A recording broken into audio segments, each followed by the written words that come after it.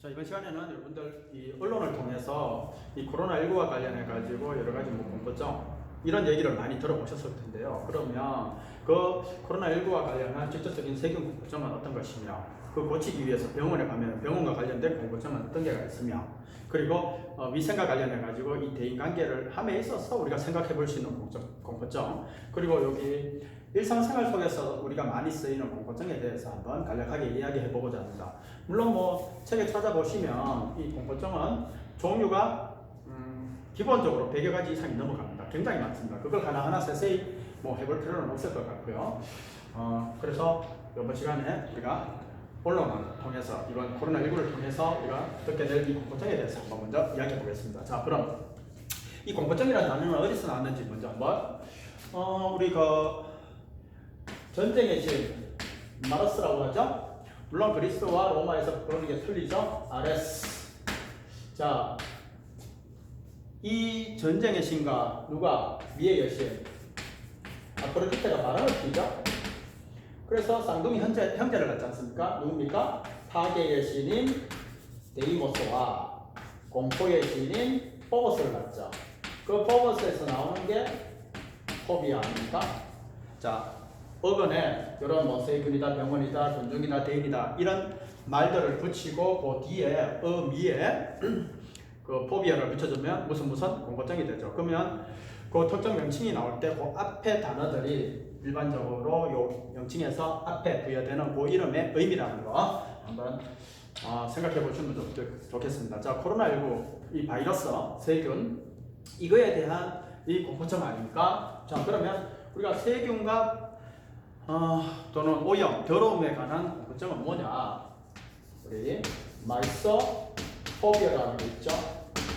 이 마이소가 우리가 더러움, 불결함이라는 단어 BAD, bad라든가 filthy, FILTHY 이것을 의미하거든요. 그래서 우리 세균 공포증 내지는 오염 공포증은 마이소포비아. 자, 그럼 이 세균에 바이러스에 감염이 되면 어떻게 됩니까? 병원에 가봐야 되겠죠. 이 병원은 뭔가를 고치는 곳 아닙니까? 그래서 이에트로가 붙으면 이게 뭔가를 고친다는 의미고, 그래서 이에트로포비아가 되면 이게 바로 병원 공포증이죠. 물론 그리스어로 병원을 뜻하는 단어가 있죠. 노소포메 포비아 이러면은 이게 바로 병원 공포증이죠. 자, 병원에 가면 병원과 관련해가지고 병원에 가면은 질병의 진단을 받을 수 있을 것이고 주사도 맞고 주사와 관련돼서 주사 바늘과 관련된 뾰족한 부분 첨단 끝 그리고 또 여기 혈액 그다음 이 주검 공포증과 관련해서는 이게 병원과 직접적으로 관련이 있을 겁니다. 자, 그러면 우리 질병이라고 하면은 패소포비아라는 단어가 있죠. 패소가 원래는 PATH가 질병이 나아가는 길 정도로 해석을 하면 됩니다. 자, 그러면 이 질병을 파악하기 위한 이 학문을 뭐라 합니까? 바로 병리학이라고 하죠. 그걸 정확히 pathology라고 하죠. 그리고 패소전이면은 GEN은 뭔가가 만들어지다. 유전자를 생각하시면 됩니다. GEN이 유전자 아닙니까? 뭔가가 만들어지는 최소한의 단위 아닙니까? 자, 그러면 병원균이 걸어가는 길을 만들어. 그래서 이거 자체가 패소전이면은 이게 바로 병원균, 병원체가 되죠. 자, 우리 병원에 가면 당연히 어떻게 주사를 맞게 되죠. 그 주사에 대한 공포증이 상당히 심한 사람들 많이 있죠. 이 주사라는 단어는 앞에 이 접두어는 뭔가를 뚫다라는 뜻이거든요. 리파노포비아 이러면은 이게 바로 주사 공포증입니다. 자, 그러면 주사와 비슷한 또 이 바늘 공포증은 벨로네라고 하죠. 또 벨로네 포비아 이러면 이렇게 바늘 공포증이 되고요. 첨단은 이게 뾰족한 것 이거에 대한 거 아닙니까? 그걸 에이크모포비아 이렇게 해서 이거로 뾰족한 거에 대한 무서운 공포증, 첨단 공포증이라고 하죠. 자, 그다음 혈액이면 우리 피를 나르는 그거와 관련한 뭐 기능을 하는 거 뭡니까? 헤모글로빈 들어보셨을 겁니다. 자, 헤마가 붙으면 또는 헤모 내지는 헤모가 붙으면 피를 뜻하죠. 그러니 헤마토포비아 이러면은 피가 무서워. 그래서 혈액 공포증이죠. 그 다음 헤마토도 되지만 헤모도 되죠. 그래서 헤모포비아. 이래도 이게 바로 혈액 공포증이 되죠.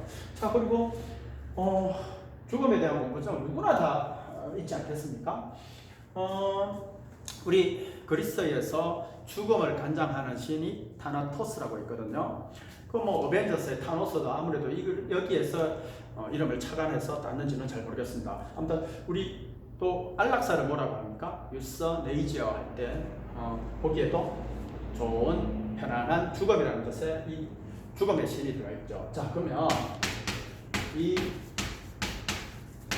여기에 타나토스 할 때 그 철자 아닙니까? 여기에 포비아가 붙으면 당연히 죽음에 대한 공포증이 되죠. 자, 그러면 지금 이 예방을 하기 위해서 우리가 뭐를 합니까? 뭐 손도 씻어라, 뭐 기침 예의를 갖춰라. 이건 다 위생과 관련돼 있을 겁니다. 그러다 보니 이 뭐 손과 관련된 이 공포증도 있을 수가 있죠. 근데 우리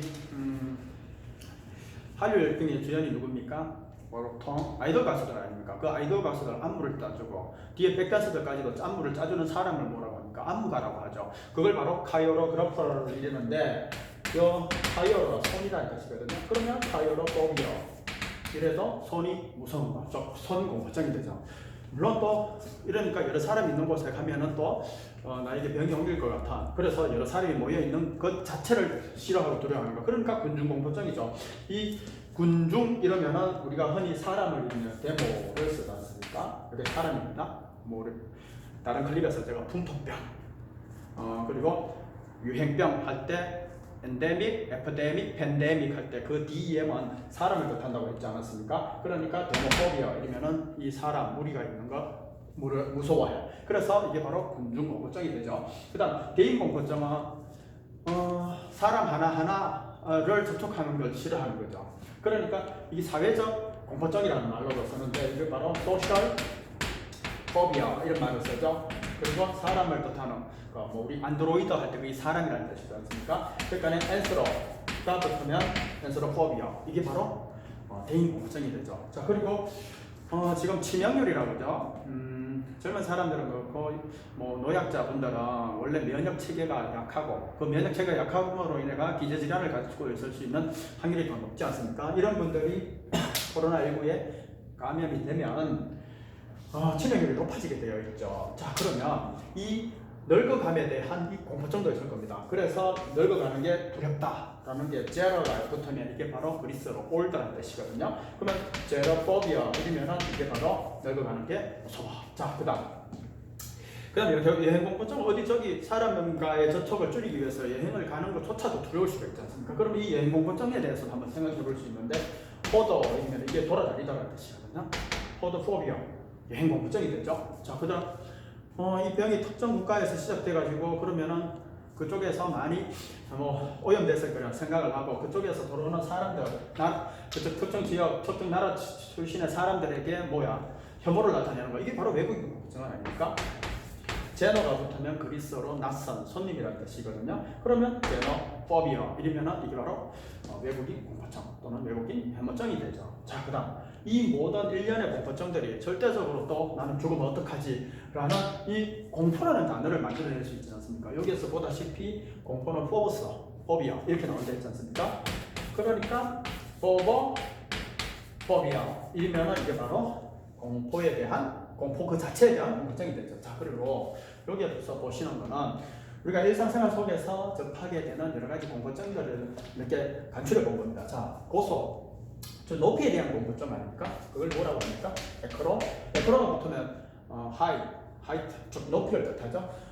에크로포비아 이러면 이게 바로 고소 공포증이 되죠. 자, 다음에 그 보시면 그 인터넷 광장이라는 게 있죠. 거기에서 서로 의견을 개진하고 의견을 주고받고 토론도 이루어지는 그거 뭡니까? 다음 아고라 아닙니까? 그 아고라가 바로 광장이라는 뜻이거든요. 그래서 광장 공포증은 이렇게 하고요. 해소 공포증이라는 게 뭡니까? 닫혀있는 이 공간이 닫혀있으면 열려 있어야 되는데 닫혀있으면 불안한 그런 공포증 아닙니까? 그러면 닫다라는 단어가 클로즈라는 게 있죠. 그거에서 같은 어근에서 나옵니다. 그게 바로 클로스토로 포비아가 되죠. 자, 물 자체를 두려워하고 물에 들어가기를 싫어하는 사람들이 당연히 있죠.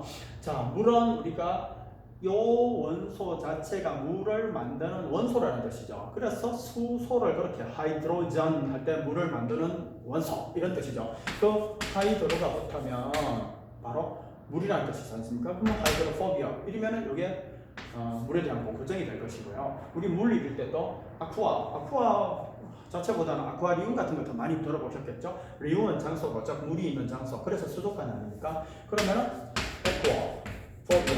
요래도 이제 물 공포증이 되겠죠. 불은 물과 대척점이 있는 거 아닙니까? 불을 파이어로 이죠. 이게 불입니다. 매니아라는 단어 들어보셨죠? 매니아는 형용사형이고요. 정확히 어디에 빠져 있는 사람이 되려면 매니액 뒤에 C 하나만 더 붙이면 되는데 파이어로 매니액 이러면 이게 방화광이 되는 거거든요. 그러니 파이어로포비아 이러면은 불공포증 이런 게가 있다라는 게 견유학파라고 다른 클립에서도 제가 말씀을 드렸는데 이 개의 모서처럼 참 안 빈답도 즉 외적인 뭐 어떤 물질적인 그런 거에 대해서 너무 연연하지 않고 초탈해가지고 본인 하고 싶은 대로 사는 거. 이 견유학파들 아닙니까? 견유학파들의 태도는 어떻습니까? 아주 시니컬하죠. 그래서 CYNICAL 그게 시니컬 이 개라는 뜻에서 나온 거거든요. 그러면은 사이노 여기가 바로 개라는 뜻입니다. 그러면 사이노포비아 개가 무섭다는 거죠. 자, 그다음 비행 우리 조류 인플루엔자를 어떻게 조류 독감을 어떻게 표현합니까? avian 인플루엔자, avian 거기에 붙죠. 거기에 이제 비행의, 조류의, 새의 이런 게가 있죠.